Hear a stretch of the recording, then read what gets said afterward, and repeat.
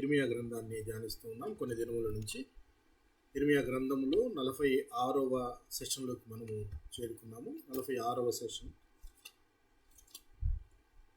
గమనిద్దాం. ఇర్మియా గ్రంథము 24వ అధ్యాయాన్ని గమనిద్దాం. ప్రత్యేకంగా ఇది 10 వచనాలు కలిగిన అధ్యాయము. 10 వచనాలు కలిగిన అధ్యాయము 24వ అధ్యాయము. ఇప్పటి వరకు మనము 10 ప్రవచనాలను కంప్లీట్ చేసుకోవడం జరిగింది. ఇప్పుడు 11వ ప్రవచనాన్ని చూస్తున్నాం. మనం ఇర్మియా గారికి కలిగిన 11వ ప్రవచనమును మనము తెలుసుకోబోతున్నాం ఇర్మియా గ్రంథంలో. సో 24వ అధ్యాయము 10 వచనాలు ఉన్నాయి కాబట్టి ఈ ప్రవచనం మొత్తాన్ని ఈరోజు మనం కంప్లీట్ చేసేద్దాం. సో 24వ అధ్యాయంలో మొదటి 2 వచనాలను చదువుకొని వాక్య ధ్యానాన్ని ప్రారంభించుకుందాం. ఇర్మియా గ్రంథము 24వ అధ్యాయము మొదటి 2 వచనాలను చదువుకొని వాక్య ధ్యానాన్ని ప్రారంభించుకుందాం. బబులోను రాజైన నెబుకద్నెజరు యూదా రాజైన యెహోయాకీము కుమారుడగు యొకన్యాను, యూదా ప్రధానులను, శిల్పకారులను, కంసాలులను యెరూషలేము నుండి చెరపట్టుకొని బబులోనుకు తీసుకొని పోయి, తరువాత యెహోవా నాకు చూపగా, యెహోవా మందిరము ఎదుట ఉంచబడిన 2 గంపల అంజూరపు పండు నాకు కనపడింది. ఒక గంపలో ముందుగా పక్వమైన అంజూరపు పండ్ల వంటి మిక్కిలి మంచి అంజూరపు పండ్లు ఉండెను. 2వ గంపలో మిక్కిలి జబ్బైన అంజూరపు పండ్లు ఉండెను. అవి తినసఖ్యము కానంతగా జబ్బువి. చిన్న ప్రార్థన చేసుకొని వాక్యధ్యానాన్ని కంటిన్యూ చేసుకుందాం. కృపా సత్య సంపన్నుడు అయిన మా ప్రియ పరలోకపు తండ్రి, పరిశుద్ధుడా, నీ పవిత్రమైన పాదాలు కొందనాలు, వేలాది స్తుతులు, స్తోత్రములు తండ్రి. మరి ఒక దినము మా జీవితంలో అనుగ్రహించారు. అందును బట్టి మీ కృతజ్ఞతలు, స్తుతులు తెలియజేసుకుంటున్నాను. ప్రభువా, మీరిచ్చిన దినమందు మీ సన్నిధిలో మీ పాదాల చెంత మేమంతా ఇలాగను కూడుకుని మా కొరకు దాచించిన లేఖనములను మేము ధ్యానించుకొని పోచుండగా మీరు మాతో మాట్లాడమని ప్రార్థించి వేడుకొనిచున్నాం. అలాగనే ప్రభువా, విశ్వాసంతో కూడి వచ్చిన ప్రతి ఒక్క విశ్వాసిని, వారి కుటుంబాలను మీ కృపగలిగిన హస్తాలకు అప్పచెప్పుకొనిచున్నాం తండ్రి. వారికి కావలసిన అవసరతల అక్కర్లన్నీ కూడా నాయన పరలోకపు సమృద్ధిలోంచి తీర్చమని ప్రార్థిస్తున్నాం. అలాగే నాయన, మరి అనారోగ్యంతో ఉన్న అరుణా సిస్టర్ని జ్ఞాపకం చేసుకోండి. ఆ బిడ్డను మీరు దర్శించి ముట్టి స్వస్థపరచమని ప్రార్థించి వేడుకొనిచున్నాం తండ్రి. అలాగే అనారోగ్యంతో ఉన్న దివిజ సిస్టర్ని కూడా జ్ఞాపకం చేసుకోండి నాయన. మీ కృపలో వీరిని వర్ధిల్ల చేయలాగన మీ దక్షిణ హస్తం నాయన వారిని ముట్టి స్వస్థపరిచి ఆయన ఆరోగ్యవంతులుగా తీర్చిదిద్దమని ప్రార్థించి వేడుకొనిచున్నాం. గ్రూప్లో ఎవరైతే ఉంటున్నారో నాయన వారందరినీ కూడా జ్ఞాపకం చేసుకోండి. రాలేకపోయిన వారిని కూడా జ్ఞాపకం చేసుకోండి. రావాలని ఆశపడుతున్న వారిని త్వరపడి రప్పించమని ప్రార్థించి వేడుకుంటూ, వాక్యం ప్రకటించబోతున్నానని కూడా నాయన నీ నోటి బూరగా వాడుకోనమని ఈ ప్రార్థనకు ఆదివంతం మీరే నడిపించమని ఈ ప్రార్థనంతా కూడా ప్రభు యేసుక్రీస్తు వారి అతి పరిశుద్ధమైన నామంలో అడిగి వేడుకొనిచున్నాం తండ్రి. ఆమేన్.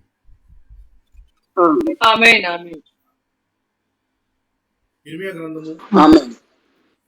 గ్రంథము 46వ సెషన్లో ఉన్నాం.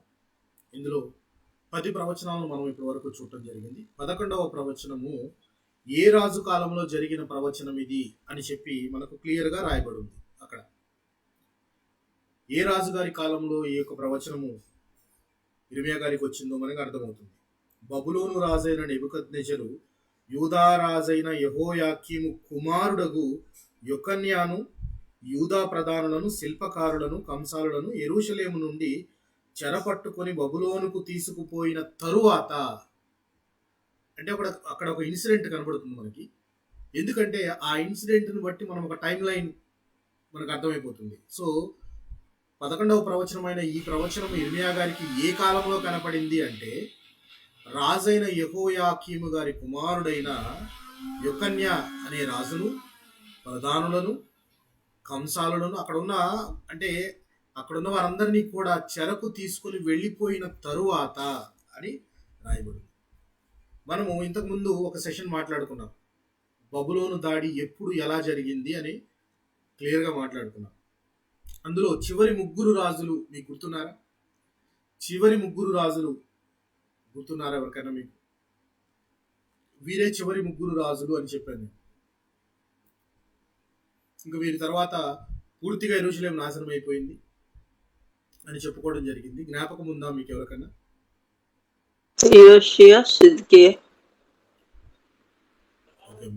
ఇంకా ఇంకెవరైనా మిగిలిన వారి జ్ఞాపకం ఉందా?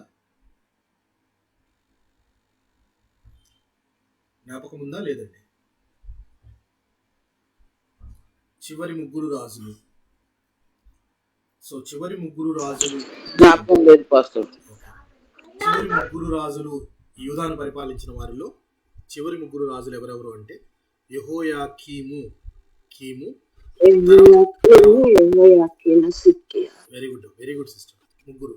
యెహోయాకీము అనే వ్యక్తి, తర్వాత అతని కుమారుడైన యెహోయాకీను, మూడోవాడు చివరివాడు సిద్కియా. ఇక సిద్కియా తర్వాత పూర్తిగా నాశనం అయిపోయింది యెరూషలేం పట్టణము కానీ ఆ యూదా రాజ్యము కానీ మొత్తం.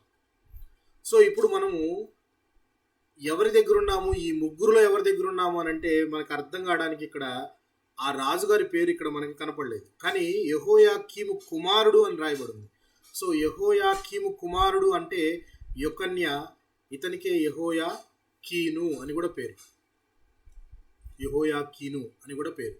ఇతనే యొకన్య. ఇతనిని బబులోను రాజు చెరకు తీసుకుని వెళ్ళిపోయాడు అని అంటే రమారమి అది 597 BC. గుర్తుపెట్టుకో, 597 BC అంటే బబులోను రెండవ దాడి. రెండవ దాడిలో ఒక ప్రవక్తను కూడా తీసుకుని వెళ్ళిపోయారని చెప్పి ఇంతకుముందు కూడా మాట్లాడండి. మొదటి దాడిలో ఎవరెవరిని తీసుకెళ్లారు అంటే దానియేలు, షడ్రక్, మేషక్, అబేద్నెగో అని చెప్పాను. రెండవసారి దాడి జరిగింది. రెండవసారి దాడిలో రాజులు అందరితో పాటు ఒక ప్రవక్త కూడా, చెప్పుకోదగ్గ ప్రవక్త, మనకు పేరు తెలిసిన ప్రవక్త, ఆ ప్రవక్తను కూడా తీసుకెళ్లారని చెప్పి చెప్పుకోవడం జరిగింది. జ్ఞాపకం ఉందా ఎవరికన్నా? జ్ఞాపకం ఉందా? రెండవసారి చెరకు తీసుకుని వెళ్ళిన వాడు యెహెజ్కేలు గారు. కరెక్ట్ సిస్టర్, రైట్, యెహెజ్కేలు. సో ఇప్పుడు రెండవ దాడి జరిగినప్పుడు, రెండవ దాడి చేసి అక్కడున్న వాళ్ళందరినీ కూడా చెరకు తీసుకొని వెళ్ళిపోయిన తర్వాత ఈయనకు దర్శనం కలుగుతుంది. ఇర్మియా గారికి దర్శనం కలుగుతుంది. ఏం కలుగుతుంది అంటే చూడండి, ఒకసారి చూద్దాం. సో ఈ రాజు యొక్క ఇంట్రడక్షన్ మనకు అర్థమైంది. యొకన్య అన్న, యెహోయాకీను, కొన్య అన్న కూడా ఒక వ్యక్తి పేరే. సో యెహోయాకీం కుమారుడు 3 నెలలే పరిపాలించాడు. 3 నెలలే పరిపాలించాడు. సో బబులోను రాజు వచ్చి దాడి చేసి మ్యాక్సిమం తీసుకుని వెళ్ళిపోయాడు. అక్కడి నుంచి ఇక విలువైన వస్తువులు కానీ విలువైన మనుషులు కానీ ఎవరు లేరు. ఇక మిగిలిపోయినంతా బీద, బిక్కి, బాగా ముసలివారు, ముతకవారు, ఇక వీళ్ళని తీసుకెళ్ళినా ఉపయోగం లేదు అనే వాళ్ళందరిని అక్కడే వదిలేసి మ్యాక్సిమం తీసుకుని వెళ్ళిపోయాడు రెండవ దాడిలో. అది ఆ కాలము తరువాత, ఆ దాడి జరిగిన తరువాత ఈయనకి, ఇర్మియా గారికి ఒక దర్శనం కలుగుతుంది. ఏంటో చూద్దాం. ఏం కలిగింది ఆయనకి? బబులోను తీసుకొని పోయిన తర్వాత యెహోవా నాకు చూపగా, యెహోవా మందిరం ఎదుట ఉంచబడిన 2 గంపల అంజూర పండ్లు నాకు కనపడెను. అంటే ఈయన కనపడిన దర్శనంలో ఏం కనపడుతుందండి? యెరూషలేం మందిరం ఎదుట 2 గంపల నిండా ఏం పండ్లు ఇవి? అంజూర పండ్లు కనపడుతున్నాయి. 2 బుట్టలు ఉన్నాయి. ఆ 2 బుట్టల్లో, అంటే గంపలైనా బుట్టైనా, గంప అనుకుందాం, రెండిటి నిండా అంజూర పండ్లు కనపడుతూ ఉన్నాయి. అయితే అందులో 2 అంజూర పండ్లే కానీ వాటి స్థితిగతులు వేరు. ఏంటి స్థితిగతులు అంటే చూద్దాం. అందులో ఏముంది? ఒక గంపలో ముందుగా పక్వమైన అంజూరపు పండ్ల వంటి మిక్కిలి మంచి అంజూర పండ్లు ఉండేను. ఒక దానిలో మంచి ఉన్నాయి అనగానే రెండవ దానిలో ఏముంటాయి ఎక్స్పెక్ట్ చేసేయచ్చు మనం ఈజీగా. ఒక దానిలో మంచి ఉన్నాయి, రెండోది చెడ్డ ఉంటాయి. ఇప్పుడు మంచి వాటిలో కూడా దేవుడు చెప్తుంది మిక్కిలి మంచివైనవి అన్నప్పుడు దానికి క్వైట్ ఆపోజిట్ కూడా మిక్కిలి చెడ్డమైనవి ఉంటాయి. అందుకనే దేవుడు ఏమంటున్నాడంటే, ఇర్మియా గారికి కనపడిన దర్శనం చెప్తున్నాడు. ఇర్మియా గారు, నాకు మందిరం ఎదుట 2 అంజూరపు పండ్ల బుట్టలు కనపడినాయి. అందులో ఒకటి ఎలా ఫిల్ అయ్యింది అంటే, ఒక గంప నిండా మిక్కిలి మంచివైన అంజూర పండ్లు ఉన్నాయి. రెండవ దానిలో ఏమున్నాయి చూద్దాం. రెండవ గంపలో మిక్కిలి జబ్బైన అంజూరపు పండ్లు ఉండేను. మిక్కిలి జబ్బైనవి అంటే పాడైపోయినవి. జనరల్గా ఫ్రూట్ ఏదైనా కుళ్ళిపోయింది అనుకోండి, తినలేం మనం. అది ఎంత విలువైన ఫ్రూట్ అయినా కానీ, ఒక్క ఫ్రూట్ 100 రూపాయలు ఇచ్చి కొనుక్కున్న ఫ్రూట్ అయినా అది పాడైపోతే మనం తినలేం, దాన్ని పడేస్తాం. సో మిక్కిలి జబ్బైనది, తినసఖ్యము కానిది అని క్లియర్గా రాయబడింది. అంటే దాని విలువ లేదు అసలు. తినసఖ్యము కానిది జబ్బువి ఉన్నాయి 2 గంపలు. ఇవి కనపడినవి నాకు అని ఇర్మియా గారు చెప్తుంటే వాటిని చూపించి దేవుడు అడుగుతున్నాడు, ఇర్మియా నీకేమర్థమైంది వీటిని చూసి? ఇర్మియా నీకేమర్థమైంది వీటిని చూసి అంటే, యెహోవా ఇర్మియా నీకేమి కనపడుచున్నది అనగా, నేను అంజూరు పండ్లు కనపడుచున్నవి, మంచివి మిక్కిలి మంచివిగాను, జబ్బువి మిక్కిలి జబ్బువుగాను, తినసఖ్యము కానంత జబ్బువుగాను కనపడుచున్న వంటిని. ఏం చెప్తున్నాడు? అక్కడ చూసిందే చాలా క్లియర్గా చెప్తున్నాడు. నాకు 2 గంపలు కనపడ్డాయి, అందులో అంజూర పండ్లు ఉన్నాయి.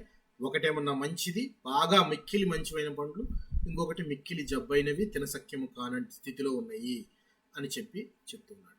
ఇప్పుడు దేవుడు జనరల్గా మనం ఇంతకుముందు కూడా మాట్లాడుకున్నాం, బాదం చెట్టు చెవు అని, అలాగే మసలుతున్న బాణ అని, కొన్ని చూపించి దేవుడు కొన్ని వస్తువులను చూపించి వాటి ద్వారా మాట్లాడుతూ ఉంటాడు. వాటి ద్వారా దేవుడు తెలియజేయాలనుకున్న మాటలను తెలియజేస్తూ ఉంటాడు. ఇక్కడ ఈ అంజూరపు పండ్ల ద్వారా దేవుడు ఇర్మియా గారికి ఏం తెలియజేయాలనుకుంటున్నాడు? దట్టు ఏ కాలములో అంటే దాడి జరిగి ఆల్మోస్ట్ 3/4 యెరూషలేం అంతా కూడా చెరలోనికి వెళ్ళిపోయింది. అంటే 30% అంతా కూడా ఖాళీ అయిపోయింది. రాజమందిరంలో ఉన్న నగలు కానీ బంగారం కానీ అంతా ఖాళీ అయిపోయింది. 3/4 వంతు అయిపోయింది. ఇక పావు భాగమే మిగిలింది. మిగిలి ఉన్న పావు భాగము, వాటి గురించి ఆ సమయంలో ఏం చెప్తున్నాడంటే ఈ 2 గంపల గురించి చెప్తున్నాడు. అప్పుడు దేవుడు ఏమంటున్నాడు చూడండి, ఇశ్రాయేలు దేవుడైన యెహోవా ఆజ్ఞ ఇచ్చినది ఏమనగా, ఏమంటున్నాడంటే, వారికి మేలు కలగవలెనని నీ స్థలము నుండి నేను కల్దీయుల దేశమునకు చెరగా పంపు యూదులను ఒకడు ఈ మంచి అంజూరపు పండ్లను లక్ష్య పెట్టుచున్నాడు. ఇప్పుడు ఈ మంచి అంజూరపు పండ్లను దేవుడు దేంతో పోలుస్తున్నాడా అంటే నేను శిక్ష అనుభవించమని ఒకరి చేతికి అప్పగించాను కదా యూదా ప్రజలను. ఎవరి చేతికి అప్పగించాడు? ఎవరు తీసుకెళ్లారు వీళ్ళందరినీ? బబులోను రాజు. ఏ రాజు చేతికైతే నేను అందరినీ అప్పగించానో వాళ్ళకి నేను మేలు చేశాను అని చెప్తున్నాడు. దేవుడు అంత గొప్పవాడు చూడండి. కొన్ని రోజులు కొంత సమయంలో శ్రమ పెట్టినను అందులో మేలు ఉంటుంది. కొంత మనకి ఇబ్బంది కలిగినను దేవుని యొక్క కృప ఉంటుంది. ఎంత గొప్ప కృప వీళ్ళ పట్ల చూపించాడనంటే, దేవుడు వారు చెరలో ఉండటమే మంచిది అని ఆయన తలంచి ఇక్కడ ఉన్న వాళ్ళందరినీ కూడా చెరకు పంపించాడు. అంటే చెర వారికి మేలే, కీడైతే కాదు అని తెలియజేస్తున్నాడు. ఎంత గొప్ప విషయమో చూడండి.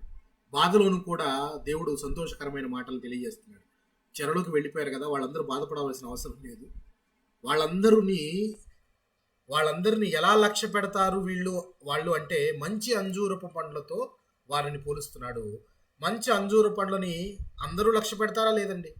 కొనుక్కోవడానికి వచ్చినప్పుడు మనము ఈ 2 గంపలు ఉంటే జనరల్గా ఎవరు దేనికి ముందుకు వస్తారు? దేన్ని కొనుక్కుంటారు? మంచి వాటిని కొనుక్కుంటారా? చెడ్డ వాటిని కొనుక్కుంటారా?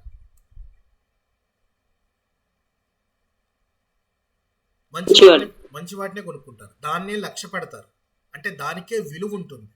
సో ఇక్కడ చెరలోనికి వెళ్ళిపోయిన వారికే విలువ ఉంటుంది అని చెప్పడానికి, చెరలోకి వెళ్ళిపోయిన వారిని మిక్కిలివైన అంజూరపు పండ్ల బుట్టతో పోలుస్తున్నాడు దేవుడు. అంటే కొన్ని సమయాల్లో చెర కూడా మంచిదే. ఎందుకని మనం ఆలోచిస్తే ఇంతకుముందు ప్రవచనాల్లో దేవుడు చెప్పిన ప్రవచనాలలో యూదాలో కరవు అని ఒక ఎపిసోడ్ మనం మాట్లాడుకున్నాం. జ్ఞాపకం ఉందా మీకు? యూదాలో కరవు. ఆ రోజు నేను ఈ ప్రశ్న కూడా వేశాను. ఆల్రెడీ బబులోను రాజు చేతికి అప్పగిస్తానంటున్నాడు దేవుడు.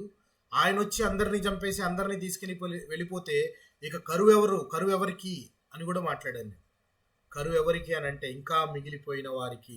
కరువుతో చచ్చేవాళ్ళు కరువుతో చస్తారు, ఖడ్గంతో చచ్చేవాళ్ళు ఖడ్గంతో చేస్తారు, ఇంకా తెగులుతో చచ్చేవాళ్ళు తెగులుతో చేస్తారు అని చెప్పి దేవుడు చాలా క్లారిటీగా యూదాలో కరువు అనే ప్రవచనంలో చెప్పినట్టు మనం చదువుకున్నాం. అయితే ఇక్కడ చెరకు వెళ్ళిపోవటం మంచిది, వాళ్ళకి మేలు కలిగింది. ఇప్పుడు చెరకు వెళ్ళిపోయిన వారిని మంచి అంజూరపు పండ్లతో పోలిస్తే మరి జబ్బు పండ్లను దేనితో పోలుస్తాడు దేవుడు? మనకు అర్థమైపోవాలి. ఎందుకనంటే చెరకు వెళ్ళిపోయిన వారిని ఏమన్నా మంచి వాటితో పోలుస్తున్నాడు. చెరకు వెళ్ళిపోగా ఇంకా మిగిలినవారు అంటే చెరకు వెళ్లకుండా మిగిలిన వారు ఎవరైతే ఉన్నారో. ఈ మిగిలిన వారిలో ఒక వర్గం ఉందండు. అంతకుముందు మీకు చాలాసార్లు చెప్పాను నేను. 7వ నెలలోను 10వ నెలలోను ఉపవాసాలు దేనికి అని ఒక టాపిక్ చెప్పినప్పుడు చెప్పాను నేను.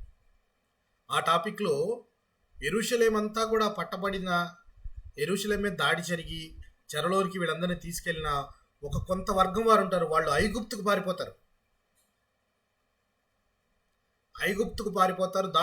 వారిని వారు దాచిపెట్టుకుంటారు, దాక్కుంటారు. ఎందుకంటే ఇక్కడ ఉంటే చెరలోకి వెళ్ళిపోతామని దాక్కుంటారు. దాక్కొని ఎప్పటికైనా మనం యుద్ధం చేసి బబులోను రాజు మీద గెలవచ్చు మనం అని చెప్పేసి వెళ్ళిపోతుంటాడు. అందుకే దేవుడు ఏం తెలియజేయాలనుకున్నాడు అంటే, నేను వేయబోయే శిక్ష ఏదైతే ఉందో అది మంచిదే, మీకు మేలు కలగవాలని నేను చేస్తున్నాను. బబులోను రాజు చేతి కింద ఉండటమే మీరు మేలు. ఆయన అధికారాన్ని మీరు ఒప్పుకొనటమే మీకు కరెక్ట్. ఎందుకనంటే బబులోను రాజు తనంతట తాను రాలేదు. ఆయనకి నేను ఆజ్ఞ ఇవ్వగా ఆయన ఇచ్చాడు. అంటే అర్థము, ఆయనకి అప్పగించింది నేను. అతనెవరు? మీ యెరూషలేం మీదకు నేనిచ్చిన ఆజ్ఞ చొప్పునే ఆయన అలా చేశాడు. కానీ లేకపోతే అతనికి మిమ్మల్ని ఎందుకు అప్పగిస్తాను?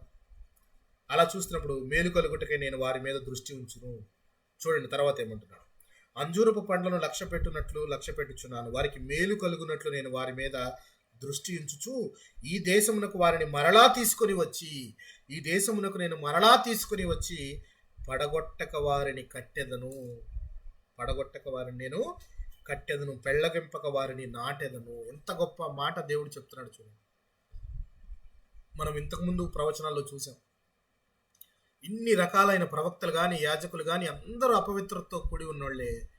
వాళ్ళందరూ కూడా దేవునికి వెన్ను చూపిన వాళ్లే. కానీ అలాంటి వారిని శిక్షిస్తానని చెప్పిన దేవుడే తిరిగి మరలా ఇక్కడికి తీసుకొని వస్తాను అని అంటున్నాడు. మరలా ఇక్కడ తీసుకొని వచ్చి మరలా వాళ్ళని నాటుతాను అంటున్నాడు. అంటే తిరిగి వాళ్ళు మరలా ఇక్కడ చిగురిస్తారు అని చెప్తూ ఉన్నాడు. చూడండి, మిగిలిన వారేమవుతారు చూడండి. పడగొట్టక వారిని కట్టెదను, పెళ్ళగింపక వారిని నాటెదను. వారు పూర్ణ హృదయంతో నా యొద్దకు తిరిగి రాగా వారు నా జనులగునట్లు, నేను వారి దేవుడు నగునట్లు నేను యెహోవానని నన్ను ఎరుగు హృదయమును వారికి ఇచ్చేదను. వారు అప్పుడు తీసుకొచ్చినప్పుడైనా నా తట్టు తిరిగితే నేను వారి వైపు తిరుగుతాను అని చెప్పి జకర్యా గ్రంథంలో చెప్పి కూడా ఇదే మాట. మీరు నా తట్టు తిరిగిన ఎడల నేను మీ తట్టు తిరుగుతున్నాను. దేవుడు అనేక మార్లు ఈ మాటను మాట్లాడుతూ ఉంటున్నాడు. ఇక్కడ మనం ఆగి ఆలోచిస్తే ప్రియులారా, అంజూరపు పండ్ల నింపిన గంప మనకు కనబడుతుంది. అంజూరపు చెట్టు అనగానే మనకు ఏదో ఒకటి జ్ఞాపకం రావాలి. ఏం జ్ఞాపకం వస్తుంది మీకు?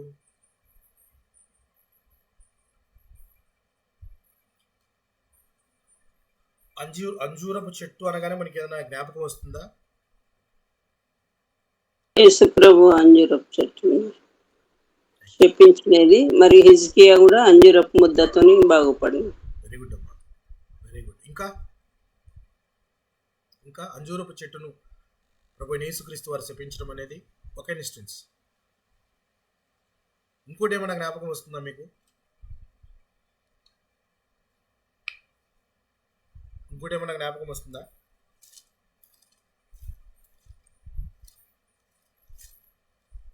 ఏమీ రావట్లేదంటే నేను ముందుకెళ్ళి చెప్తాను.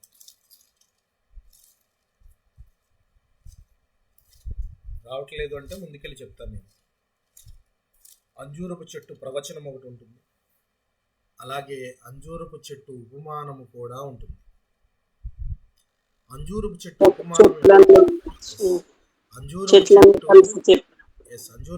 ఉపమానము గొప్పతనం ఏంటంటే, చాలా గొప్ప ఉపమానం ఇది. మన జీవితాలకు చక్కగా సరిపోయే ఉపమానం ఇది. ఏంటనంటే, యేసుక్రీస్తు వారికి వీళ్ళందరూ చెప్తుంటారనమాట. అక్కడ ఉన్న వాళ్ళందరూ చెప్తుంటారు ఏమని, సిలోయాం అనే కోనేరు ఉంటుంది కదా, మీకు జ్ఞాపకం ఉందా ఆ మాట?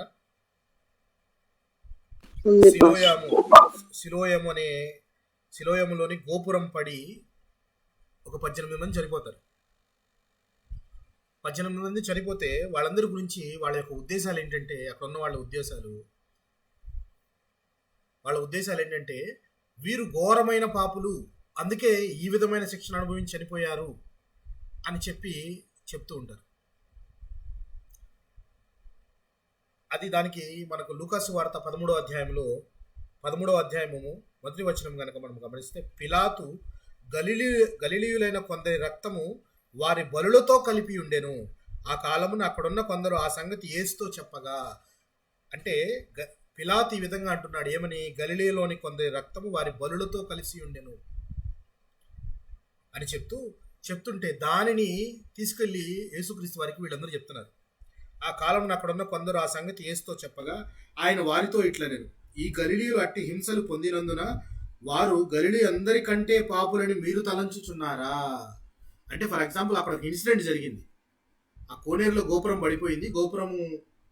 గోపురం పడిపోయింది. దాని కింద ఒక 18 మంది చనిపోయారు. అంటే ఏదో ఒక ప్రమాదం జరిగింది. ఆ ప్రమాదంలో కొంతమంది చనిపోయారు. చనిపోయిన వారిని చూసి బ్రతికున్న వారు అంటున్నారు, వీరు మాకన్నా ఎక్కువ పాపులు, లేకపోతే వీరందరికన్నా ఎక్కువ పాపులు, పాపం విపరీతమైన పాపం చేస్తున్నారు, అందుకనే వీరు ఇలాంటి చావు చనిపోయారు అని చెప్పి అంటూ ఉంటారు. ఇలా అనుకుంటున్నారని యేసుక్రీస్తు వారికి చెప్తే, యేసుక్రీస్తు వారు దానికి ఒక ఉపమానం చెప్పి దానికి జవాబిస్తాడు. ఆయన ఏది కూడా అన్ని కూడా ఉపమాన రీతిగానే చెప్పాడు జవాబులు. అర్థం చేసుకుంటే ఉపమాన రీతిగా మనకి చాలా బాగా అర్థమవుతుంది. ఎందుకంటే మనకి విశదీకరించి చెప్పాలి అని అంటే ఉపమానం ఎంత బాగా ఉపయోగపడుతుంది చూడండి. అందుకు ఆయన అంటున్నాడు, వారందరూ గలిలీలో ఉన్న వారందరికంటే ఈ చనిపోయిన 18 మందే పాపులు అని అనుకుంటున్నారా? అంటే పాపుల లిస్టులో ఈ చనిపోయిన 18 మందే నెంబర్ 1 స్థానంలో ఉన్నారని మీరు అనుకుంటున్నారా అని అంటూ ఆయన చెప్తున్నాడు, కారని మీతో చెప్పుచున్నాను. ఎందుకంటున్నాడంటే దేవుడు అంటున్న మాటను మనం కనుక గమనించినట్లయితే చూడండి ప్రియులారా, మీరు మారు మనసు పొందని ఎడల మీరందరూ అలాగే నశింతురు. మీరు మారు మనసు పొందని ఎడల మీరందరూ అలాగే నశింతురు. మీకేమి సపరేట్ ఎగ్జంప్షన్ ఏమీ లేదు. మారు మనసు పొందని వాడందరూ కూడా ఇలాగే నశిస్తారు అని చెప్పి దేవుడు చెప్తూ చూడండి. మరియు సిలోయములోని గోపురము పడి చచ్చిన 18 మంది యెరూషలేములో కాపురం ఉన్న వారందరికంటే అపరాధులను తలంచుచున్నారా? కారని మీతో చెప్పుచున్నాను, మీరు మారు మనసు పొందని ఎడల మీరందరూ అలాగే నశింతురు. మారు మనసు పొందటం అనేది చాలా ఇంపార్టెంట్. అది పొందని ఎడల అలాగే నశిస్తారని చెప్పి ప్రభువైన యేసుక్రీస్తు మాట్లాడుతూ దానికి ఉపమానముగా ఈ అంజూరపు చెట్టు ఉపమానం చెప్తున్నాడు. అంజూరపు చెట్టు ఉపమానము, దీనిలో 3 క్యారెక్టర్స్ కనపడతాయి మనకి. 3 క్యారెక్టర్స్ కనపడతాయి. మొదటి క్యారెక్టర్ ఏంటి?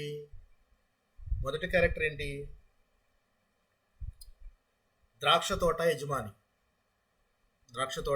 యజమాని. అందులో ఆయన అంజూరపు చెట్టు ఒకటి వేసి దానికి పండ్లు దాని పండ్లు ఏమైనా వచ్చినాయా అంటే అది ఫలించిందా అని వచ్చి చూడటానికి వస్తాడు. చూడటానికి వచ్చినప్పుడు అది 3 ఏళ్ల నుంచి పండ్లు కాయలేదు అని చెప్పేసి ఆ చెట్టును చూసి, జనరల్గా 3 ఏళ్ల పాటు పండ్లు రాలేదు అని అంటే ఆ చెట్టు ఫలించినట్ట?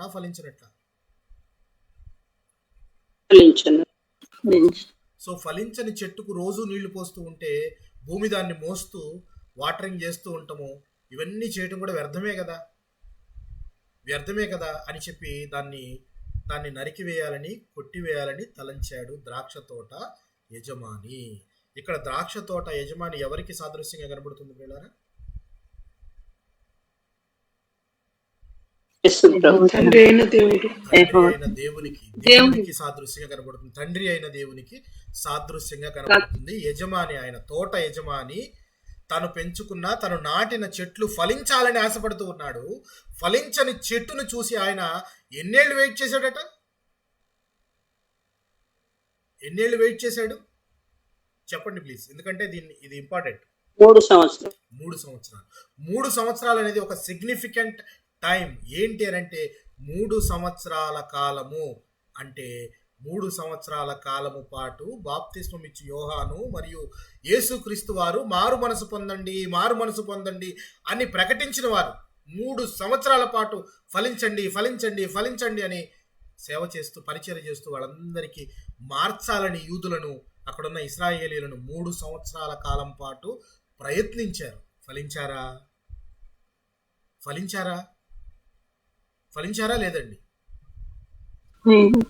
ఫలించలేదు. మరి ఇశ్రాయేలీయులందరినీ నాశనం చేయడానికి గొడ్డలి ఆయన చేతిలో ఉంది. గొడ్డలి వేరుపైన పెట్టుంది, చెట్టు మొదల్లో పెట్టుంది. కొట్టివేయవలసిన సమయం 3 సంవత్సరాల పాటు బాప్తిస్మం ఇచ్చి యోహాను కానీ యేసుక్రీస్తు వారు కానీ మారు మనసు పొందండి. బాప్తిస్మం ఇచ్చి యోహాను చెప్పినది ఏంటి? మనము యోహాను సువార్తలో ఒకసారి మనం గమనిద్దాం. యోహాను సువార్త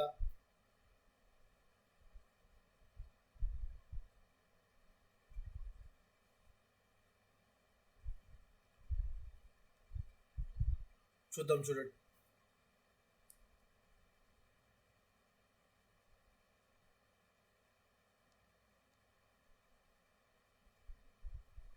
ఆయన చూడండి, యోహాను సువార్త 1వ అధ్యాయము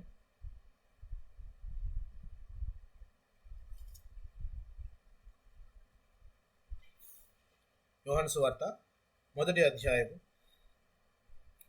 ఆయన చేస్తున్నది ఏంటో చూడండి.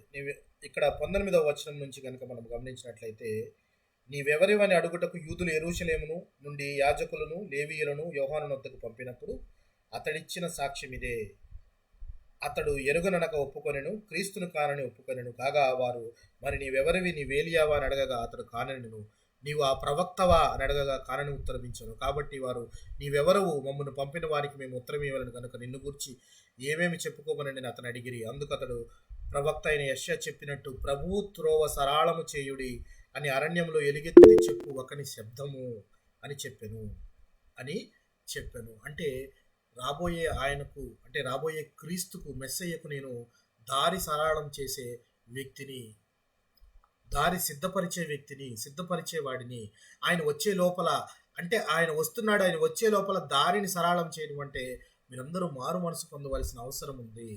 మారు మనసు పొందండి అని చెప్పి ఆయన చెప్తూ ఉన్నాడు. అప్పటిదాకా పంపబడిన వారు పరిచయలు చెందిన వారు నీవు క్రీస్తు అయినను ఏలియావైనను ఆ ప్రవక్త అయినను కాని ఎడల ఎందుకు బాప్తిస్మం ఇచ్చుచున్నావు అని అంటే, తనడగా యోహాను, నేను నీళ్లలో బాప్తిస్మం ఇచ్చుచున్నాను కానీ నా వెనక వచ్చేవాడు మీ మధ్య ఉన్నాడు, మీరు ఆయనను ఎరుగరు, ఆయన చెప్పులు వారు ఇప్పటికైనను నేను యోగ్యుడను కానని వారితో చెప్పాను. యోహాను బాప్తిస్మం ఇచ్చిన ఇది మనం ఇక్కడి నుంచి అంతా మనకు తెలుసు కాబట్టి, సో ఆయన ఇక్కడ వచ్చిన వారికి, అడిగే వారికి, అడగని వారికి, వీళ్ళందరికీ కూడా ఎందుకు ఈయన బాప్తిస్మం ఇస్తూ ఉన్నాడు? ఎందుకు బాప్తిస్మం ఇస్తూ ఉన్నాడు?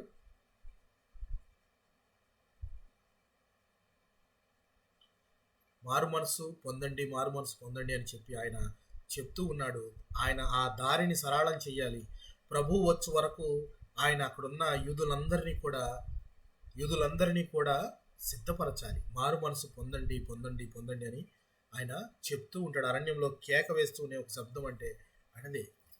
సో ఇలాగ 3 సంవత్సరాల కాలం పాటు వీరు నిర్విరామంగా కృషి చేసినా కానీ యూదులు మారలేదు, అక్కడున్న ఇశ్రాయేలీయులు మారలేదు. మరి ఇప్పుడు యజమానుడు ఏం చేస్తాడు?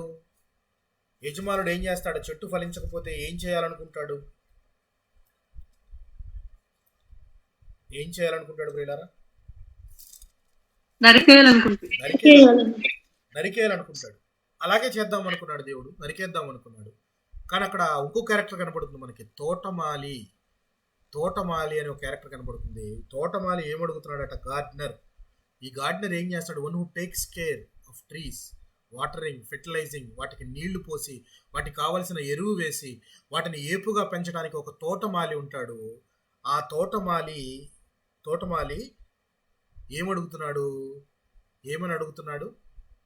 ఏమని అంటూ ఉన్నాడు? కొంతకాలము ఉండనిమ్ము అని అడుగుతున్నాడు. కొంతకాలం ఉండనిమ్ము అని అడుగుతున్న ఈ తోటమాలి ఎవరికి సాదృశ్యంగా కనబడుతున్నాడు? యేసు ప్రభువుకు సాదృశ్యంగా కనబడుతున్నాడు. కొంతకాలం ఇవ్వు అని చెప్పి అడుగుతూ ఉన్నాడు. ఆయన తోటమాలిగా ఎందుకు సాదృశ్యంగా కనబడుతున్నాడంటే ఆ చెట్టు, అంజూరపు చెట్టు ఏదైతే ఉందో అది దేనికి సాదృశ్యం అంటే ఇద్దరికి, ఒకటి ఇశ్రాయేలీయులకు, ఇంకొకటి ఇండివిజువల్గా మనకు అనుకుందాం, మనలాంటి మనుషులకు అంటే ఇశ్రాయేలీయులు నశించిపోకుండా కొంత సమయం ఇవ్వు అని చెప్పి అరువు తీసుకున్నాడు సమయాన్ని. ఎవరు తీసుకున్నారు? ఆ తోటమాలి అడిగి తీసుకున్నాడు. ఇంకొద్దిగా సమయాన్ని ఇవ్వు, ఈ సమయం ఇస్తే ఏం చేస్తాడు దేవుడు? ఆ తోటమాలి ఏం చేస్తాడు ఈ లోపల సమయం ఇస్తే గనక? ఎరువు వేస్తాడు, నీళ్లు చక్కగా మరలా దాన్ని చక్కగా పెంచడానికి దానికి కావలసినవన్నీ కూడా ఇస్తాడు. అంటే మొక్కలకు కావలసిన నీటిని ఇస్తాడు. అంటే మనిషి నిత్యము జీవించడానికి కావలసిన జీవజలపు ఊట మన ప్రభు అయిన క్రీస్తు అని చెప్పి మనము తెలుసుకోవాలి. ఆయన నిత్య జీవము ఇచ్చే, మన దాహానికి నీరు కాదు, ఆయన ఇచ్చే నీళ్లు తాగితే మనం ఎప్పటికీ దాహము కాని వారముగా, మనకి ఎప్పటికీ దాహము కాదని చెప్పి తెలుసు మనకి. అలాగా తోటమాలిగా కొంత సమయాన్ని ఎవరి దగ్గర అడుగుతున్నాడు ప్రభు అయిన యేసుక్రీస్తు వారు?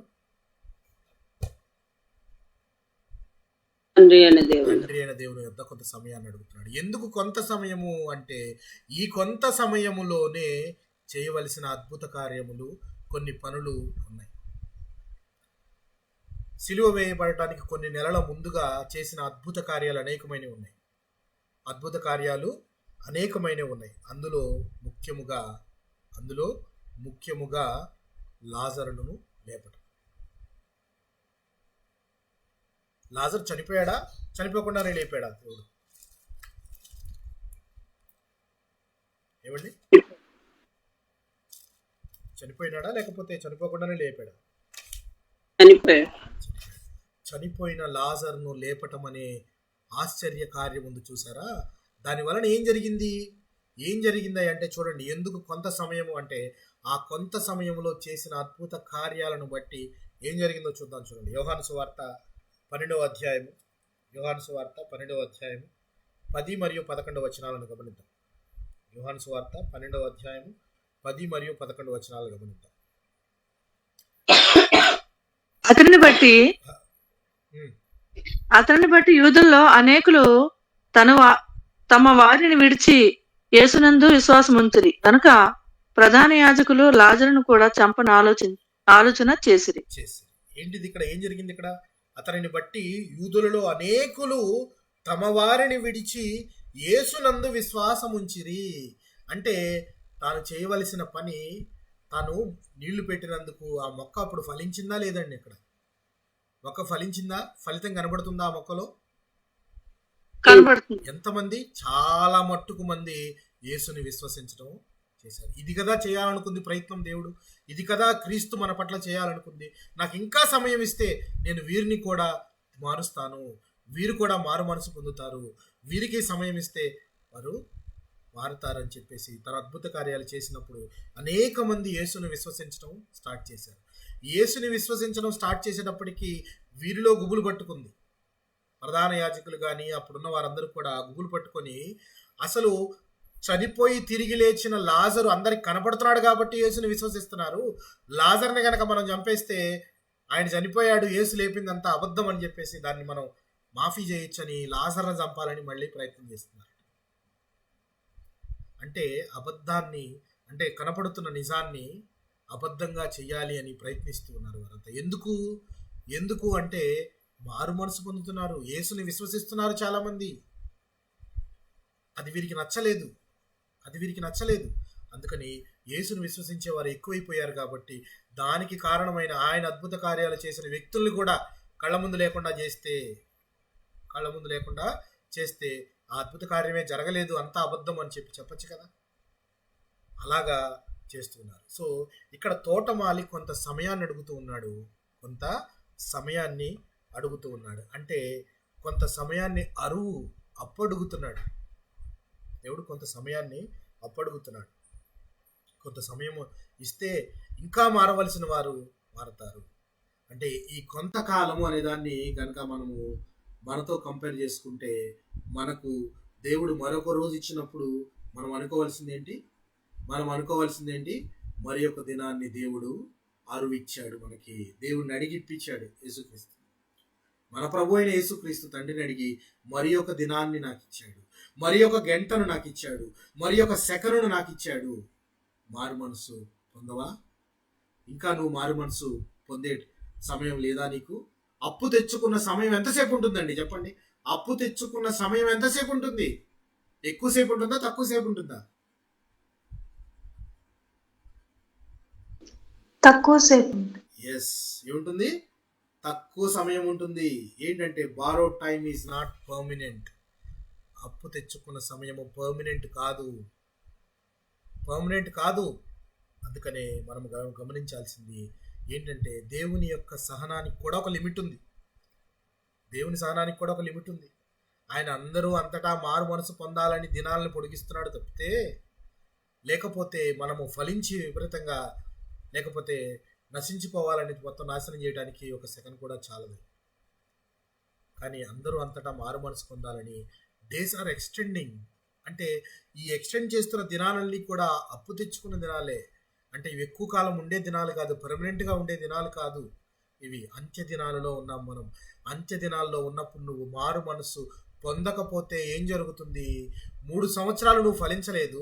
దేవుడు ఫలించని చెట్టును నరికివేయాలని ఆశపడితే తోటమాలి బ్రతిమాలి కొంత సమయాన్ని అడిగి తీసుకొని నీకు ఇస్తే, ఆ సమయంలో కూడా నువ్వు గనక ఫలించకపోతే ఏం జరుగుతుంది?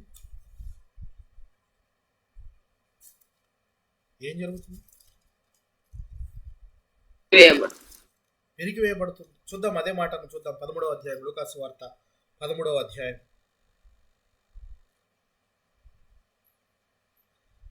మరియు ఆయన వారితో ఈ ఉపమానం చెప్పెను. ఒక మనుష్యుని ద్రాక్ష తోటలో అంజూరపు చెట్టు ఒకటి నాటబడి ఉండెను. అతడు దాని పండ్లు వెదక వచ్చినప్పుడు ఏమీ దొరకలేదు గనుక అతడు, ఇదిగో 3 ఏండ్ల నుండి అంజూరపు చెట్లు పండ్లు వెదకవచ్చుచున్నాను గాని ఏమీ దొరకలేదు. దీనిని నరికివేయము, దీని వలన ఈ భూమి ఏల వ్యర్థమైపోవాలనని ద్రాక్ష తోట మాలితో చెప్పెను. అయితే వాడు, అయ్యా, నేను దాని చుట్టూ త్రవ్వి ఎరువు వేయి మట్టుకు ఈ సంవత్సరము కూడా ఉండనిమ్ము. అంటే ఫర్ ఎవ్రీ న్యూ ఇయర్, ప్రతి కొత్త సంవత్సరము వచ్చినప్పుడల్లా కూడా మనం అనుకోవాల్సింది, this is God's grace. God has extended another year in our lives. మన జీవితాల్లో మరి యొక్క సంవత్సరం నీ దేవుడు కృప చొప్పున దయచేశాడు. అది దేవుని కృపే. 31వ తారీఖుకి 1వ తారీఖు ఎన్ని దినాలు తేడా అండి? ఒకటే రోజు. ఈ ఒక్క దినములో ఎంతమంది ఆ దినాన్ని చూడకుండా గతించిపోయిన వాళ్ళు ఉంటారు? ఆ ఒక్క దినము దాటిన వాళ్ళు ఎంతమంది ఉంటారు? వాళ్ళందరూ కూడా అనుకోవాల్సింది, ఇంకొద్దిగా మట్టుకు సమయాన్ని దేవుడు ఇచ్చాడు. ఈ ఇచ్చిన సమయంలో ఫలించే వారంగా మనం ఉన్నామా? లక్ష పెట్టే అంజూరపు చెట్లలాగా, అంజూరపు పండలాగా మనం ఉన్నామా? అక్కడ 2 గంపల్లో ఒక గంప లక్ష పెట్టేటువంటి ఒకడు చూస్తే ఆ అంజూరపు పండ్లను లక్ష పెట్టి మంచివి అని ఉద్దేశపడే విధంగా మనం ఉన్నామా? మన జీవితాలు ఉంటున్నాయా? లేక మిక్కిలి జబ్బైనవిగా, తినసఖ్యము కానివిగా మన జీవితాలు ఉంటున్నాయా? మనం గమనించుకోవాలి. మారు మనసుకు సమయము మనం ఇంకా తీసుకోనకపోతే మారు మనసుకు పొందడానికి ఆతురపడాలి. ఎందుకంటే తీసుకున్న సమయం చాలా తక్కువ. Borrowed time is very less and not permanent. ఆ కొద్ది సమయంలోనే మనల్ని మనము సరిదిద్దుకుని దేవునికి మారు మనసు పొందాలి. అప్పుడు క్రీస్తు చెప్పింది అదే, బాప్తిస్మం ఇచ్చి యోహాను చెప్పింది అదే, మిగిలిన ప్రవక్తలు చెప్పిందంతా కూడా అదే. దేవుని వైపుకు తిరగండి, మీరు ఆయన తట్టు తిరిగిన ఎడల ఆయన మీ తట్టు తిరుగుతాడని చెప్పినదే చెప్తున్నారు. 3 సంవత్సరాల పాటు వాళ్ళు చెప్పినా వినలేదు. కొంత సమయం అడిగి దేవుడు తన అద్భుత కార్యాలు చేసినప్పుడు మరికొంతమంది విశ్వసించారు. మరి ఈ కాలంలో మరికొంత సమయం అడిగి మనమంతా నశించిపోకుండా దేవుడు మన దినాలు పొడిగిస్తున్నప్పుడు మనం ఈ మాటను మిగిలిన వారికి తెలియజేయాల్సిన అవసరం ఉందంటారా, లేదంటారా? ఉంది. మనం చెప్పాలి. మనకున్న దినాలు చాలా కొద్దిగా. మనం అంటుంటాం అంత్యదినాలని. మనమున్న దినాలు చాలా కొద్దిగా ఉన్నవి, మిక్కిలిగా ఉన్నవి. ప్రతి వాడి హృదయము తెరవాలని చెప్పేసి దేవుడు హృదయం అనే తలుపు దగ్గర నుంచొని కొడుతూనే ఉన్నాడు. But it is your turn and it is your call whether you are going to open the door or not. నువ్వు ఓపెన్ చేస్తావా లేదా అనేది దేవుడు ఇచ్చిన సమయం వరకే చూస్తాడు. సమయం ఉండగానే ఇల్లు చక్కబెట్టుకోవాలి, కానీ సమయం అయిపోయిన తర్వాత ఏశావు క్షమాపణ కోరి ఆశీర్వాదం పొందగోరి ఎంత శ్రద్ధతో దాన్ని వెతికినను దొరికిందా ఆయనకి ఏశావుకి ఆశీర్వాదం పొందగోరి శ్రద్ధతో వెతికినను అది ఆయనకి దొరకలేదు. సో సమయం ఉండగానే దేవుణ్ణి ఎరిగి ఆయన వైపుకు తిరిగే వారంగా ఉండాలి మనం. చూడండి, సో దాని చుట్టూ త్రవ్వి ఎరువు వేసి మట్టుకు ఈ సంవత్సరం కూడా ఉండనిమ్ము. Extend another year. దేవుడు ఎక్స్టెండ్ చేస్తూనే ఉన్నాడు మన జీవితాలను. ఇంకా ఒక సంవత్సరం, ఇంకొక సంవత్సరం, ఇంకొక సంవత్సరం, ఇంకొక దినము, ఇంకొక గంట, ఇంకొక సెకను ఇస్తూనే ఉన్నాడు, ఇస్తూనే పోతూనే ఉన్నాడు. బట్ దాన్ని మనం యూటిలైజ్ చేసుకుంటున్నామా లేదా అనేది చాలా చాలా ఇంపార్టెంట్. అది ఫలించని సరి లేని ఎడల నరికి వేయమని అతనితో చెప్పాను. ఒకవేళ నేను ఇచ్చిన సమయములో గనక ఫలించకపోతే నేను ఇంకా కొంత సమయాన్ని ఇస్తాను, అప్పటికి కూడా ఫలించకపోతే ఏం చేయమంటున్నాడు దేవుడు? నరికి వేయమంటున్నాడు, దాన్ని పెరికి వేయమంటున్నాడు. ఎందుకు మనం చెప్పుకుంటున్నాం? ఇది ఇర్మియా గ్రంథంలో ఇర్మియా గారికి దేవుడు చూపించిన 2 గంపల్లో ఉన్న అంజూరపు పండ్ల గురించి మాట్లాడుకుంటాం. అందులో ఒక పండ్లు లక్ష్య పెట్టేవిగా ఉన్నాయి. అవి ఏ పండ్లతో పోల్చాడంటే దేవుడు చెరలోనికి వెళ్ళిపోయిన వారితో పోల్చాడు. చెరలోనికి వెళ్ళిపోయిన వారు శ్రమ కలిగినను వారికి లాభమే, శ్రమ కలిగినను అది మంచిది, వారికి శ్రమైనను మంచిదే, ఎందుకంటే నేను వారిని తప్పకుండా మరలా ఇక్కడికి తీసుకొని వస్తాను. ఎంత పెద్ద గొప్ప ప్రామిసో చూడండి. చెరకు పంపిస్తాను అంటున్నాడు దేవుడు, ఇంకా పంపలేదు. అంటే ఆ పంపేసిన కొద్ది సమయంలోనే చెప్తున్నాడు, మరలా నేను వారిని ఇక్కడికే తీసుకొని వస్తాను, మరలా వారిని నాటుతాను, మరలా వారు చిగురించాలి ఈ స్థలంలో అని చెప్తున్నాడు. మిగిలిన జబ్బైన పండ్ల గంప ఎటువంటిది ఉందో, ఎలా ఉందో చూద్దాం. చూడండి, 7వ వచనాన్ని గమనిద్దాం. 24వ అధ్యాయం 7వ వచనం గమనిద్దాం. వారు పూర్ణ హృదయంతో నా యొద్దకు తిరిగి రాగా వారు నా జనులగునట్లు నేను వారి దేవుడు నగునట్లు నేను యెహోవానని నన్నెరుగు హృదయమును వారికి ఇచ్చేదను. మరియు యూదారాజైన సిద్కియాను అతని ప్రధానులను దేశములో శేషించిన వారిని ఐగుప్తు దేశమున నివసించు వారిని మిక్కిలి జబ్బైనందున తినసఖ్యము కాని ఆ జబ్బు అంజూరపు పండ్ల వలె ఉండజేసేదనని యెహోవా సెలవిస్తున్నాడు. ఎవరి గురించి చెప్తున్నాడు? ఈ జబ్బైన పండ్లు ఎవరితో పోలుస్తున్నాడు దేవుడు? ఎవరితో పోలుస్తున్నాడంటే ఇందాకే మీకు చెప్పాను, 3 రాజులు అంటే యెహోయాకీను, సిద్కియా. యెహోయాకీను వెళ్ళిపోయాడు, మిగిలిపోయింది ఎవరు? ఇక ఏ రాజు మిగిలిపోయాడు? సిద్కియా అనే రాజు మిగిలిపోయాడు. సో ఆ రాజు గురించి చెప్తున్నాడు. ఆ రాజు, మిగిలిపోయిన జనాలు ఎవరైతే ఉన్నారో వారు, అలాగే ఐగుప్తులో నివసించేవారు. కొంతమంది పారిపోయి ఐగుప్తుకి వెళ్ళిపోయిన వారు ఎక్కడికి వెళ్ళి దాక్కున్న దేవుడికి కనపడతాడు కదా. ఇది దేవుడు విధించిన శిక్ష అని వారు గ్రహించలేకపోతున్నారు. ఎందుకనంటే ఇది నేను ముందుగా చెప్తున్నాను. అంటే యాక్చువల్ ఇర్మియా గ్రంథంలోనే కొంత సమయం తర్వాత పూర్తిగా యెరూషలేం నాశనం అయిపోయి అంతా నెలమట్టం అయిపోయిన తర్వాత నెబూజర్దాను అనే ఒక వ్యక్తిని అక్కడ గవర్నర్గా పెట్టి బబులోను రాజు వెళ్ళిపోతాడు. ఈ గవర్నర్ యూదుడు. ఈ నెబూజర్దాన్ అనే వ్యక్తి యూదుడు కాబట్టి ఈ పారిపోయిన ఐగుప్తులందరికీ మైండ్లో ఒక పురుగు తొలుస్తుంది. ఏమనంటే మనవాడు యూదుడే కదా గవర్నర్గా ఉంది అని చెప్పేసి వెళ్ళి ఆయన్ని కలుస్తారు. వెళ్ళి ఆయన్ని కలిసి ఒక కుట్ర ప్లాన్ చేస్తారు. ఏమని? మనమందరము మరలా బబులోను రాజు మీద దాడి చేసి బబులోను రాజుతో యుద్ధం చేసి మన రాజ్యాన్ని మనం తెచ్చుకుందాము అని చెప్పి ప్లాన్ చేస్తారు. అప్పుడు ఆయన చెప్పిన మాట ఏంటంటే, మీరు ఆవేశపడకండి, ఇర్మియా గారిని అడగండి కావాలంటే. ఇర్మియా గారు కూడా చెప్పింది ఇదే, బబులోను రాజు చేతి కింద ఉండటమే మనకు శ్రేయస్కరము, దాన్ని తప్పి మనం ఏది చేసినా ఆ ప్రయత్నాలు ఫలించవని ఇర్మియా కూడా చెప్పాడు అని చెప్తే వాళ్ళందరూ నమ్మరు. ఎందుకంటే మంచి వచనాలు పలికితే వాళ్ళకి కుదరదు. యెషయా గ్రంథంలో చూసాం కదా, మంచి వచనాలు మాకొద్దు, మాకు ఇంపైనవి, మాకు ఇష్టమైన వాక్యాలను చెప్పు నువ్వు అని చెప్పి ఆ విధంగా తయారవుతున్నారు. ఇక్కడ వాళ్ళందరినీ ఏ పండ్లతో పోలుస్తున్నాడు దేవుడు? సిద్కియాను, మిగిలిపోయిన జనాన్ని, అక్కడ ఐగుప్తులో నివసించే వారిని దేంతో పోలుస్తున్నాడు? తినసఖ్యము కాని అంజూరపు పండ్ల వలె పోలుస్తున్నాడు. ఇక అది తినసఖ్యం కానిదంటే పనికిరాని పండ్లను ఏం చేస్తారు? సంచిలో గంపలో ఉంచుకుంటారా, పడేస్తారా? వాటికి ఏమైనా విలువ ఉంటుందా? ఉండదు పాస్టర్ గారు. వాటికి ఏ విలువ ఉండదు. ఏ విలువ లేని జీవితం లాగా మనకి ఉండాలా, లేక లక్ష్య పెట్టేటి జీవితాలుగా ఉండాలంటే, మంచి అంజూరపు పండులాగా మన జీవితం ఉండాలంటే క్రీస్తుని ఎరిగి ఆయన్ని విశ్వసించాలి. ఆయన మన కొరకు అడిగిన సమయాన్ని మనం వృధా చేయకూడదు. ఆయన మన కొరకు ప్రాణం పెట్టాడు. ఇంకా సమయాన్ని అడిగి తండ్రి దగ్గర మన కొరకు పరిశుద్ధాత్మను పంపించి మీరు మారు మనసు పొందండి, ఈయన మిమ్మల్ని సర్వసత్యంలోనికి నడిపిస్తాడని చెప్పి తండ్రి యొద్ద బతిమాలుకొని మరి సమయాన్ని మనకిచ్చాడు, పరిశుద్ధాత్మను మనకిచ్చాడు. వీటిని మనం ఉపయోగించుకొని ముందుకెళ్లే వారంగా ఉండాలి. కానీ జబ్బైన పండ్లలాగా మన జీవితం కనుక ఉంటే అవి నాశనానికి పడవేయటానికి తప్ప దేనికి పనికి రావు అని చెప్పి దేవుడు చాలా క్లియర్గా చెప్పేస్తున్నాడు. తినసఖ్యము కాని ఆ జబ్బు అంజూరపు పండ్ల వలె ఉండజేసిందని యెహోవా సెలవిచ్చుచున్నాడు. మరియు వారు ఏ విధంగా అవుతారో చెప్తున్నాడు చూడండి. మరియు వారు ఇటు అటు చెదరగొట్టబడుటకై భూరాజ్యములన్నిటిలోనూ నేను వారిని తోలివేయు స్థలములన్నిటిలోనూ వారిని భీతికరముగాను నిందాస్పదముగాను సామెతగాను అపహాస్యముగాను శాపాస్పదముగాను ఉండజేసేదను. వారికి నన్ను విడిచి ఎక్కడికి వెళ్ళినా సరే, వాళ్ళు ఐగుప్తు వెళ్ళనియండి, ఇంకెక్కడికైనా వెళ్ళనియండి, ఏ రాజ్యాలు వాళ్ళు పారిపోయి వెళ్ళినా అక్కడ వాళ్ళకి నిత్యము అవమానము నిందలు తప్పితే వారు మంచిగా ఉండలేరు అని చెప్పి దేవుడు చెప్తున్నాడు. అంటే కొన్ని సమయాల్లో దేవుడు శిక్షించినా అది మన మేలుకే అనే పాయింట్ మీకు అర్థమైందా లేదండి? అర్థమైంది. అంటే ఆయనకు లోబడి బ్రతికే జీవితాన్ని మనం ఉండాలి.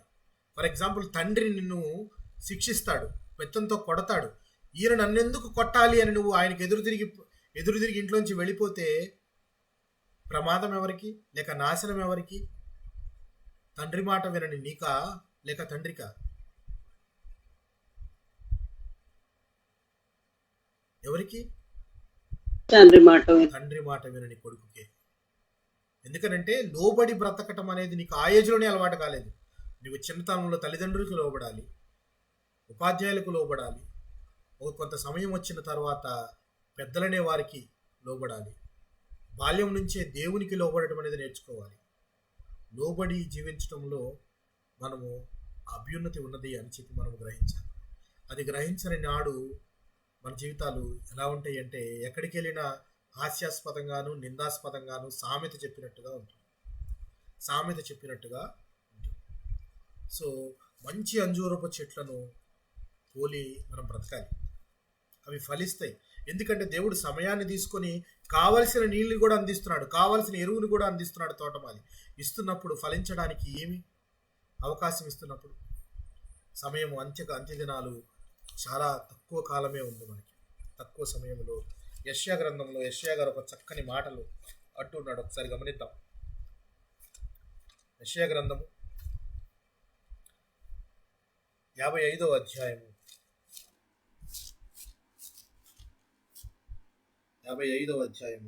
6-7 వచనాలను చూద్దాం. ఎంత చక్కని మాట, నోట్ చేసుకోండి ఇది మీరు. 55వ అధ్యాయము 6-7 వచనాలను జాగ్రత్తగా మనం గమనిద్దాం. వీలైతే నోట్. యెహోవా మీకు దొరుకు కాలమందు ఆయనను వెతుకుడి, ఆయన సమీపంలో ఉండగా ఆయనను వేడుకొనుడి. ఇక్కడ 6వ వచనంలో భక్తిహీనులు తమ మార్గమును చాలండి, చదవండి. 7 కూడా చదవండి. భక్తిహీనులు తమ మార్గమును విడవవలను, దుష్టులు తమ తలంపులను మానవలను. వారు యెహోవా వైపు తిరిగిన ఎడల ఆయన వారి యందు జాలిపడును. వారు మన దేవుని వైపు తిరిగిన ఎడల ఆయన బహుగా క్షమించును. ఏమర్థమైందండి ఇక్కడ మీకు? యెహోవా మీకు దొరకు కాలమందు ఆయనను వెతుకుడి. ఎప్పుడు వెతకాలి మనము? వెతికే కాలంలో, దొరికే కాలంలో వెతకాలా, దొరకని కాలంలో వెతకాలా? అంటే రైట్ టైంలో చేసే పని కరెక్ట్ సమయానికి చేయాలి. అంటే దీపం ఉండగానే ఇల్లు చక్కబెట్టుకోవాలంటారు కదా, ఆ మాట విన్నారా మీకు? చిన్నప్పుడు సామెత జ్ఞాపకం ఉందా మీకు? అది make hay while the sun shines. అంటే దీపం ఉండగానే ఇల్లు చక్కబెట్టుకోవాలి. అలాగే ఇంకొక సామెత కూడా ఉంటుంది, a stitch in time saves 9. A stitch in time saves 9 అంటే సరి అయిన సమయంలో తీసుకునే ఆ యొక్క నిర్ణయం అనేది, సరి అయిన కాలంలో తీసుకునే నిర్ణయం అనేది చాలా వరకు మనకి మంచి చేస్తుంది. సో అలాగా సమయం ఉండగానే మనము దేవుణ్ణి ఎరగాలి, సమయం ఉండగానే ఆయన వైపు తిరగాలి. సమయం అయిపోయిన తర్వాత ఎంత బాధపడినా, ఎంత ఆవేదన పడినా ఉపయోగం లేదని చెప్తున్నాడు. అందుకనే యెహోవా మీకు దొరకు కాలమందు ఆయనను వెతుకుడి, ఆయన సమీపంలో ఉండగా ఆయనను వేడుకొనుడి. ఆయన సమీపంలో ఉన్నాడు ఇప్పుడు, వేడుకోనండి. ప్రార్థన నేర్పించిన యేసుక్రీస్తుని బట్టి మనం ఆయనకు కృతజ్ఞతలు చెల్లిస్తాం, స్తుతులు చెల్లిద్దాం. పరలోకపు ప్రార్థన నేర్పించాడు. తండ్రికి ప్రార్థన చేయటం ఎలా నేర్పించాడు. తండ్రి యొద్దకు చేరటం ఎలా చెప్పాడు. తండ్రి యొద్ద ఏమేమి ఉన్నాయో చెప్పాడు. తండ్రి యొద్ద నిత్య జీవము అనేది మనకు తండ్రిని అడిగి మనకి ఇస్తానని చెప్తున్నాడు. తండ్రి కుడిపార్శ్వమున కూర్చుండి ఉన్నట్లు మనల్ని కూడా తీసుకెళ్ళి ఎక్కడ కూర్చోబెట్టాడు ఆయన? మనల్ని ఎక్కడ కూర్చోబెట్టాడు ఆయన? తండ్రి సింహాసనం కుడిపార్శ్వమున కూర్చోబెట్టాడు. ఆయనతో కూడా తిరిగి మనం పునరుత్థానులై ఆయన కుడిపార్శ్వమున కూర్చుండి ఉన్నాం. ఆయనతో సహానుభవము మనం ఉండటమే గొప్ప విషయం. ఆయన మనిషి రూపంగా వచ్చి, మానవ రూపంలో వచ్చి మన కొరకు శ్రమపడి మనకు అన్ని విషయాల్లో మాదిరి ఉంచి వెళ్ళిన ఆయన అడుగుజాడల్లో మనం నడుస్తూ ఉన్నంత కాలము, ఆయన సమయంలో ఆయన్ని వెతుకుతున్నంత కాలము ఆయన మనకు దొరుకుతాడు. అంతేకాని సమయం అయిపోయిన తర్వాత మనం ఎంత వెతికినను ఉపయోగం ఏమీ లేదు. భక్తిహీనులు తమ మార్గమును విడవవలెను, దుష్టులు తమ తలంపులను మానవలెను. వారు యెహోవా వైపు తిరిగిన ఎడల ఆయన వారి యందు జాలిపడు. వారి వైపు తిరగాలి. ఇక్కడ ఇర్మీయా గ్రంథంలోనూ కూడా దేవుడు చెప్తున్న మాట ఇదే. జబ్బు అయిపోయిన పండ్లతో పోలుస్తూ ఉన్నాడు. ఎవరిని? మిగిలిపోయిన వారిని, పారిపోయిన వారిని, చెరలోకి వెళ్ళగా మిగిలిన వారిని, సిద్కియా అనే చివరి రాజుని, వీరందరినీ కూడా దేంతో పోలుస్తున్నాడు? జబ్బు గల పండ్లతో పోలుస్తున్నాడు. వారు ఎక్కడికి వెళ్ళినా కానీ వారికి నాశనమే తప్పితే, నిందే తప్పితే అభివృద్ధి ఉండదు అని చెప్తున్నాడు. దేవునికి లోబడని జీవితాల యొక్క పరిస్థితి ఇలాగే ఉంటుంది అని చెప్పి దేవుడు చెప్పకనే చెప్తున్నాడు. చూడండి, అటు ఇటు చెదరగొట్టబడుటకై భూరాజ్యములన్నిటిలోని వారిని తోలివేయు స్థలములన్నిటిలోను వారిని భీతికరముగాను, నిందాస్పదముగాను, సామెతగాను, అపహాస్యముగాను, శాపాస్పదముగాను ఉండజేసెదను. నేను వారికిని వారి పితరులకును ఇచ్చిన దేశంలో ఉండకుండా వారు పాడైపోవు వరకు నేను ఖడ్గమును, క్షామమును, తెగులును వారిలోనికి పంపెదను. వారు ఎక్కడికి వెళ్ళినా కానీ తెగులు కానీ, క్షామం కానీ, ఖడ్గం కానీ వాళ్ళని వెంబడిస్తూనే ఉంటారు. ఇప్పుడు చెప్పండి, చెరలోనికి వెళ్ళిపోయిన వాళ్ళు మంచి వాళ్ళు, వెళ్ళిపోయిన వారికి మేలు జరుగుతుందా? చెరలోనికి వెళ్ళనికుండా ఉన్న వాళ్ళకి మేలు జరుగుతుందా? వెళ్ళిన వారికే మేలు జరుగుతుంది. అంటే కొన్ని సమయాలలో దేవుడు ఇచ్చే శిక్షను అనుభవించడంలోనూ కూడా మనము అనుభవించడం కూడా మంచిదే, అది మనకు మేలుకే అని చెప్పి మనకు లేఖనం అర్థమవుతుంది. వాళ్ళు అన్ని సంవత్సరాలు అక్కడ ఉన్నా కానీ వాళ్ళని తీసుకొస్తానంటున్నాడు దేవుడు. ఇక్కడ వీరు ఎక్కడికి వెళ్ళినా కానీ వాళ్ళని అక్కడ నాశనం చేస్తానంటున్నాడు దేవుడు. ఎంత క్వైట్ డిఫరెన్స్ ఉందో చూడండి.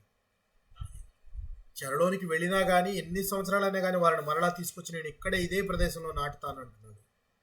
అయితే మిగిలిపోయిన జబ్బు పండ్లు గనవాళ్ళు, అంటే దేవునిని ఎరగని వారు, దేవుని వైపు తిరగని వారు, దేవుని ఆజ్ఞకు లోబడని వారు ఎవరైతే ఉన్నారో వారందరినీ ఎక్కడికి వెళ్ళినా ఒక తెగులో, ఒక ఖడ్గమో, ఒక క్షామమో నాశనం చేస్తుంది అని చెప్పి చెప్తాను. వారి పితరులకు ఇచ్చిన దేశంలో వారిని ఉండకుండా చేస్తాను అని చెప్తున్నాడు. కానీ చెరలోకి వెళ్ళిపోయిన వాళ్ళకి ఒక ప్రామిస్ ఉంది, మరలా రావడానికి దేవుడు ఆ ప్రామిస్ చేశాడు. కానీ మిగిలిన వారందరికీ కూడా జబ్బుతో ఉన్న పండ్లు, అంటే వాళ్ళందరికీ కూడా ఆ దేశంలోకి వచ్చే అవకాశం లేదు. వాళ్ళందరినీ కూడా ఎక్కడికి వెళ్ళినా నేను నాశనమైపోతారని చెప్పేసి దేవుడు చెప్తూ ఉన్నాడు. సో 24వ అధ్యాయం మొదటి 10 వచనాలు, అంటే ఈ 10 వచనాల యొక్క ప్రవచనము బట్టి మనకు అర్థమైంది ఏంటంటే దేవుని వైపుకు తిరగటము, దేవునికి లోబడి బ్రతకడం నేర్చుకో. దేవునికి లోబడని జీవితాలు ఏ విధంగా అవుతాయి అని చెప్పడానికే ఇర్మీయా గారికి దేవుడు ఆ అంజూరపు పండ్ల బుట్టలను చూపించి ఆయన చెప్తున్నాడు అనమాట. ఎంత చక్కగా వివరించాడో ఇర్మీయా గారికి. సేమ్ ఇర్మీయా గారు ఆ ప్రజలకు కూడా అదే చెప్తున్నాడు.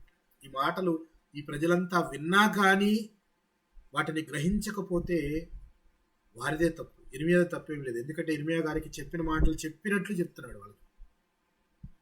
కానీ ప్రజలు అనేవారు, ఆ ఇశ్రాయేలీలు అనేవారు మారు మనసు పొందవలసిన అవసరం ఉంది. దేవుని వైపుకు ఎక్కడైనా తిరగవలసిన అవసరం ఉంది. అప్పుడు వారు బయలుదేవతలని, రకరకాల వాటి వైపు తిరిగి దేవుణ్ణి అలక్ష్యం చేశారు. ఈ రోజున మనము జ్ఞాపకం పెట్టుకోండి, ఇశ్రాయేలీలంతా అన్య దేవతలను పట్టుకొని అన్య దేవతల వైపు తిరిగి దేవుణ్ణి నిర్లక్ష్యం చేశారు. మనమైతే మన జీవితంలో దేవుని వైపుకి తిరిగినా కానీ దేవుని కంటే విలువిస్తూ కొన్ని వస్తువుల వైపు మనం తిరిగిపోయి మన ఉద్యోగాల వైపు, మన యొక్క అవసరాల వైపు, మన యొక్క అలవాట్ల వైపు తిరిగి దేవుని నిర్లక్ష్యం చేస్తున్నాం. దేవునికి ఇవ్వవలసిన సమయం కానీ, ఆయన చెప్పిన పనులు కానీ చేయడానికి మనకు అవకాశం లేకుండా పోతుంది. సో ఇప్పటికైనా దేవుడు కొంత సమయాన్ని మనకిచ్చాడు. ఆ సమయంలోనే మనం మారు మనసు పొందడానికి, పొందిన వారు ఫలించడానికి, ఫలించిన వారు పక్కన వారిని రాబట్టడానికి ప్రయత్నించాలి. ప్రయత్నించినప్పుడే దేవుడు ఆనందపడతాడు. యెహోవా భారం అని నేను చెప్పుకున్నాను.